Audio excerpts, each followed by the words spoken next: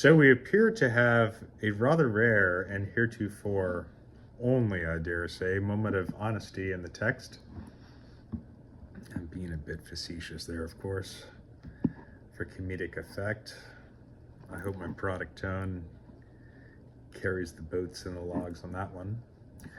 All right, this shit is hilarious. Let me find it on the page. Okay, this actually happened. My father came in and reported, this is on page 232, so by now we're a badass chick that's read all the manuals and fixed everything from hell and gone, been through hell and back, toughest chick alive, fixes her own bike, knows everything about fixing her own bike. Did we forget to check the tire pressure? I mean, it's likely. A lot of beginners forget to check their tire pressure. This shit is too funny. You can't make this up. This is the one time she couldn't make something up. It's just too fucking funny, this rare admission and honesty. My father came in and reported that my tire pressure had been too low and that I'd been practically riding on sand for days, and I was lucky not to be a smear on the highway. Of course I hadn't noticed. I didn't remember when I had last checked my tire pressure.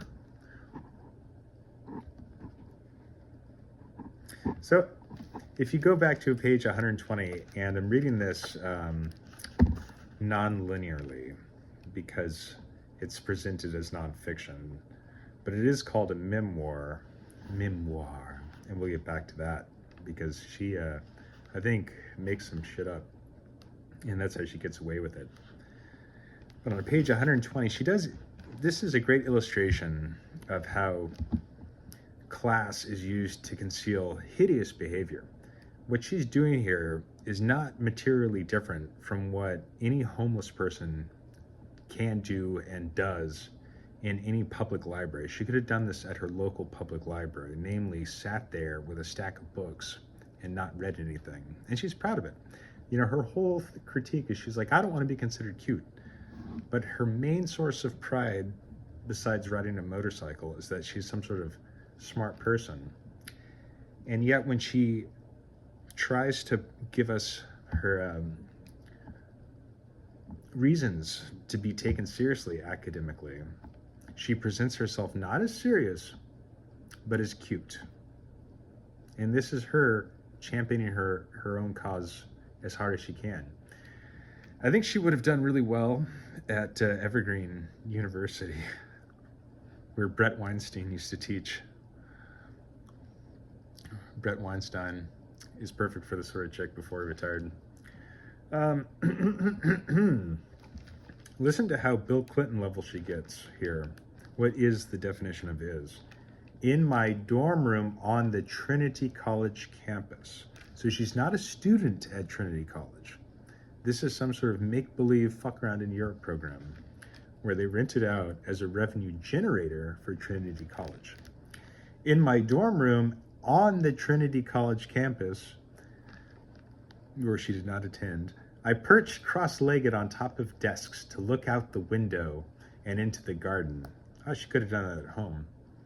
Where at night they would put on Shakespeare plays, also something they do in Vermont.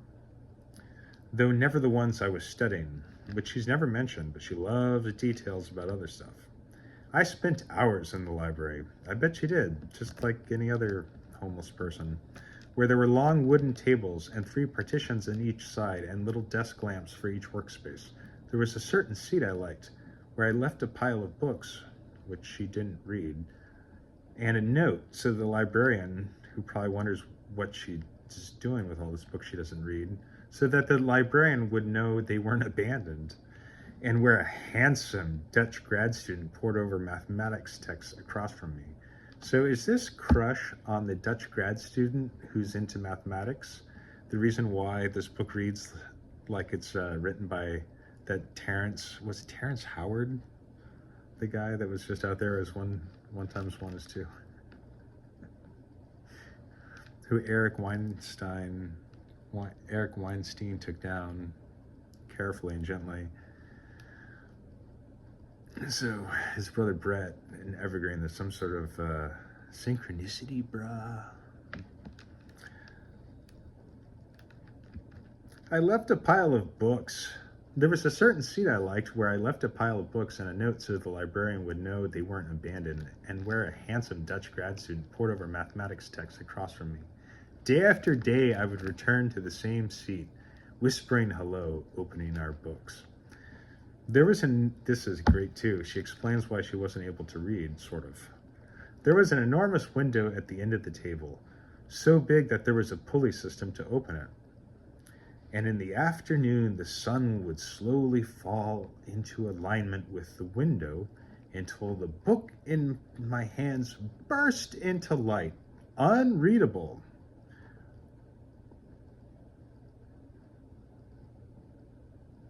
I think she's just admitting the fact that she didn't read a fucking thing in the library. Is that unreadable for like, I don't know, 5 minutes? And then what'd she do for the other 7 or 8 hours? There was an enormous, more detail about the window than all of her bullshit academic excursions. Or whatever happened to the rebel. You know, she doesn't explain what happened to that poor thing. Oh, just onto the Silverwing. There was an enormous window at the end of the table. So big, there was a pulley system to open it, and in the afternoon the sun would slowly fall into alignment with the window until a book in my hands would burst into light. Unreadable. Each page glowing. Oh, I want to say that's the C word, C-U-T-E, cute.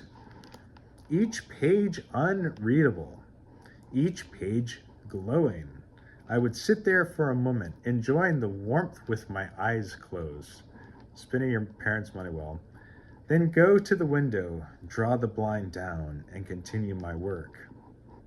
I curled my bare feet around the wooden legs of the long table as I read, my toes twisting around the smooth grain like pink roots struggling for purchase.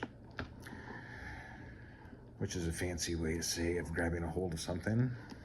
So are her toes pink, I guess? At the end of the seminar, meaning she just read fuck all, I said goodbye to my classmates, turned in my keys, and went back to London, as one does. In London, I walked and walked, very productive. And on the night before my flight home, I went over to the house of my old friend from Ireland. He made me a pasta dish that glowed, like the book page, pleasantly in my stomach after I ate it, like swallowing a hot water bottle. I mean, I guess there's some phallic imagery there, and that's fine. But does pasta, what would swallowing a hot water bottle be like? Is that like eating pasta?